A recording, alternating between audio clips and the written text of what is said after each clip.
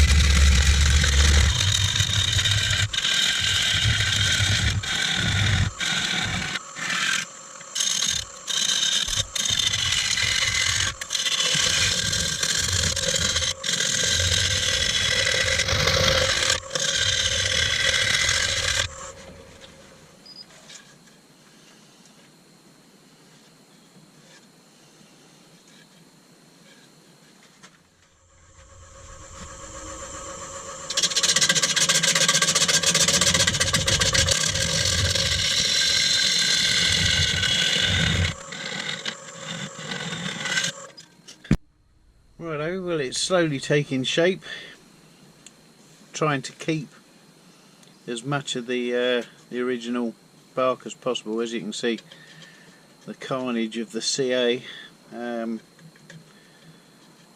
dropped quite a lot into this crack here just to hold it all together.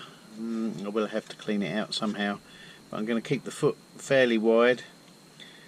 I'm going to give it a little bit of a inward groove and then an outward. Can't remember what the technical name for that is right now, but I think I still need to make the foot a little bit wider because I've got this bit here that I don't really want.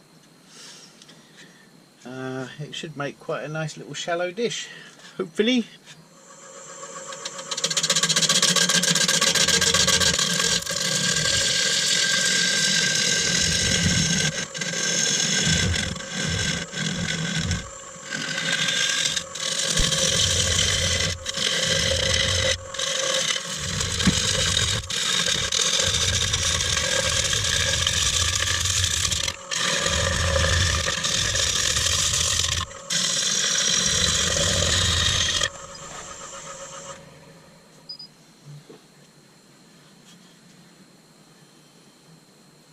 Almost there.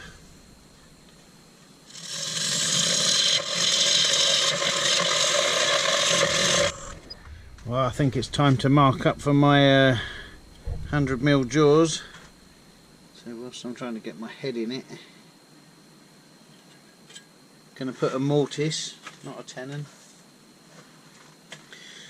in this, so it's easier to maintain the bottom.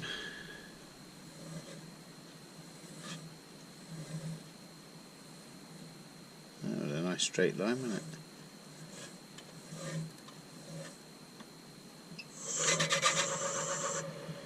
It's close enough.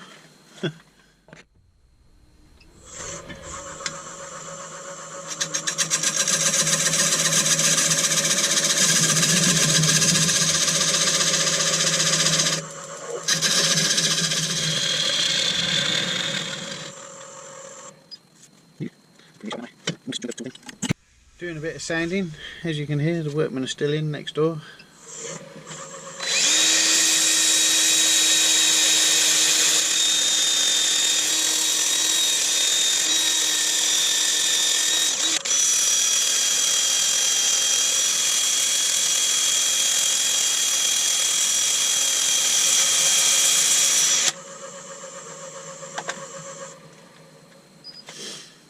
and there's still plenty more of that to come.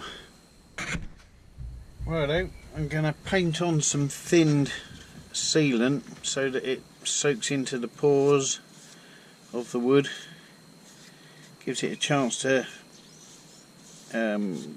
penetrate the grain, and gives it a bit more chance to stiffen up as well for a nice smooth finish. The only downside is it takes a little longer to dry.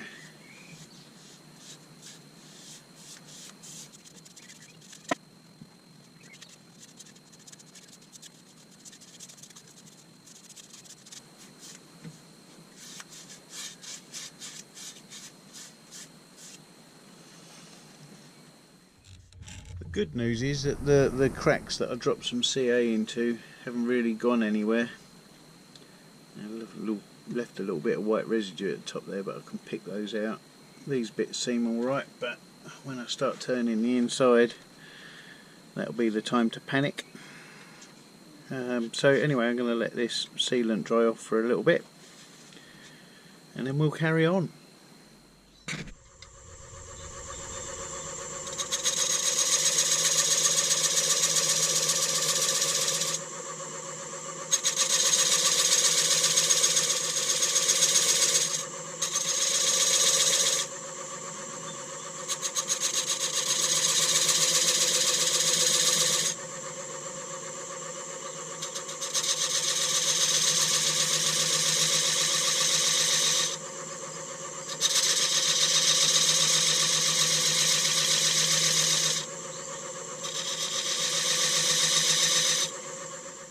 Okay, well I've got a lot of bright light against me coming through the door of the shed, so I've had to shut it so that I can light this properly.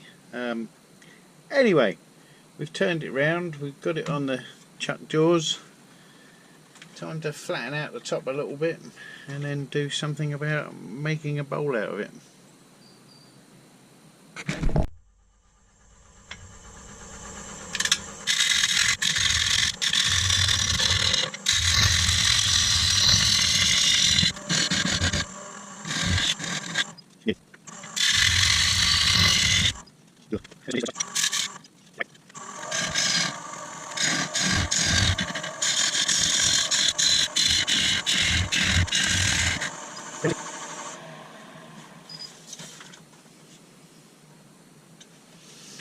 Okay, well I'm not going to take it to the full thickness. I want to really have my bowl about so.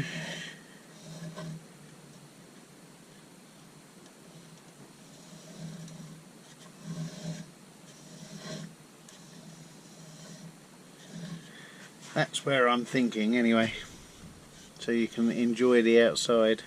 Put a little bit of decoration like we did on the bottom of it as well. So it's not a full bowl, but a very nice decorative piece, I would like to think.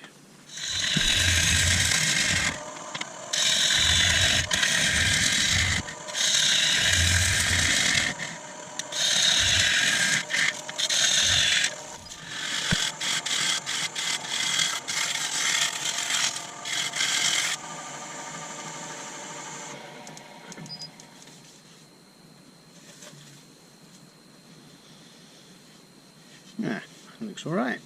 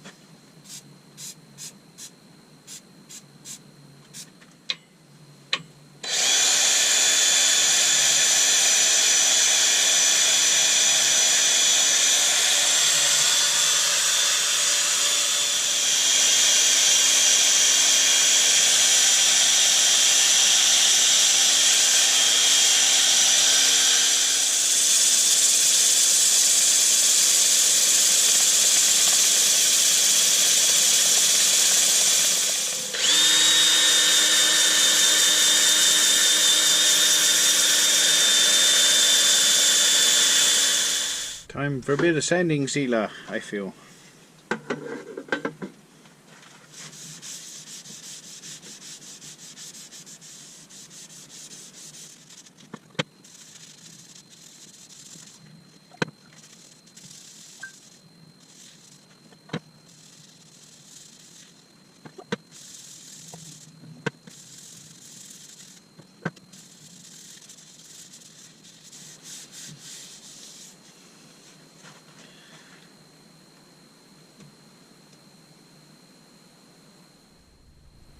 So let's give it a blast of True Grit. That's truly being washed out, isn't it? But anyway, running out soon. Might have to go and buy some more.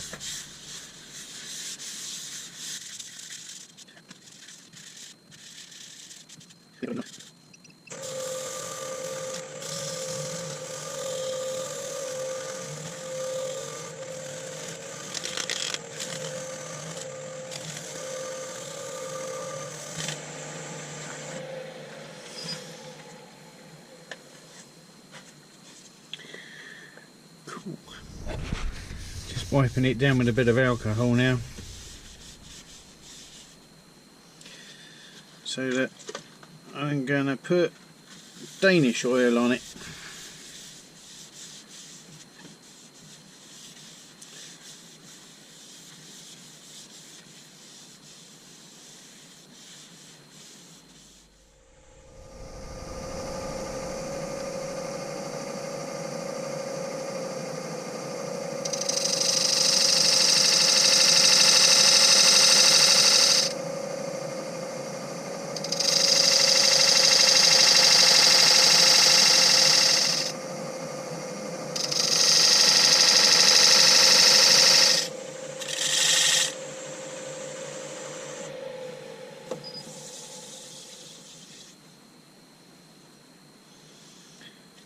There, I think I like that better.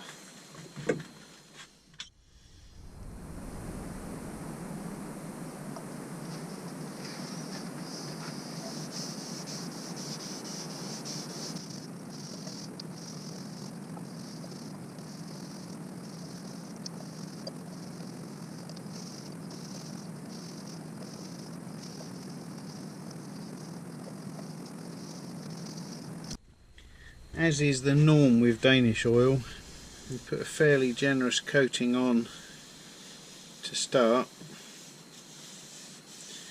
You leave it 10 minutes, come back to it, wipe the excess off and let it dry.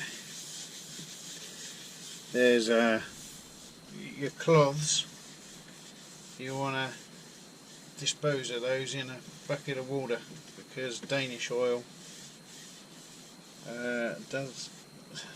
can spontaneously self-combust. That's the phrase I'm looking for, because it heats as it dries.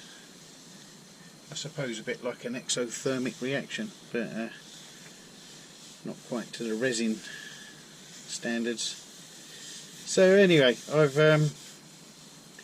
really worked in quite a lot of oil there.